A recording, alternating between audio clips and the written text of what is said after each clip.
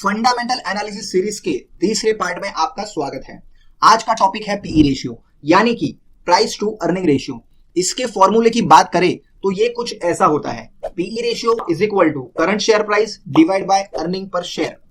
बड़े बड़े long term investors बिना पीई रेशियो देखे कोई भी कंपनी में कभी भी इन्वेस्ट नहीं करते हैं, क्योंकि पीई रेशियो कंपनी का एक इंपॉर्टेंट फाइनेंशियल मैट्रिक है जिससे हमें यह पता चलता है कि कंपनी का शेयर प्राइस उसके अर्निंग के हिसाब से अच्छा है या बुरा है।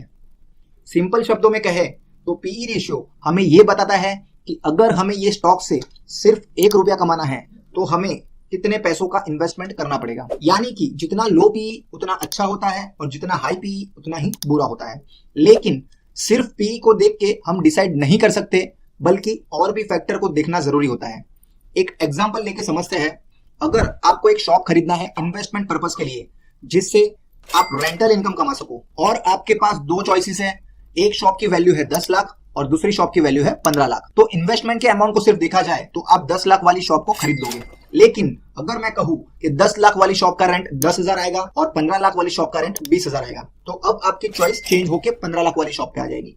तो इसी तरह से सिर्फ पीई रेशियो को देख के हमें इन्वेस्ट नहीं करना चाहिए, हमें उसके दूसरे रेशियोज को और कंपनी के ग्रोथ को भी कंसीडर करना चाहिए। पीई रेशियो से हमें सिर्फ यही पता चलता है कि कंपनी सस्ती है या महंगी, लेकिन यह बिल्कुल भी नहीं पता चलता है कि कंपनी अच्छी है या बुरी, क्योंकि बुरी कंपनी भी सस्ती हो सकती है और अच्छी कंपनी भी महंगी हो सकती है।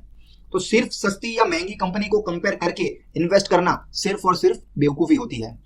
बल्कि हमें पीई रेशियो को सेम इंडस्ट्री के दूसरी कंपनी से कंपेयर करके पता लग सकता है कि कौन सी कंपनी का पीई रेशियो अच्छा है। यानी कि हम सेम पीयर कंपैरिजन में पीई रेशियो को कंपेयर कर सकते हैं।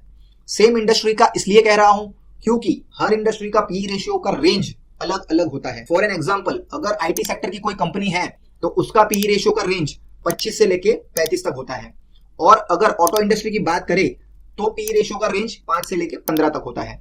यानी कि हर इंडस्ट्री का पीई रेंज अलग अलग होता है। इसीलिए हमेशा हमें पीई रेशियो का अगर पीयर कंपैरिजन करना है तो सेम इंडस्ट्री की कंपनी का ही करना चाहिए।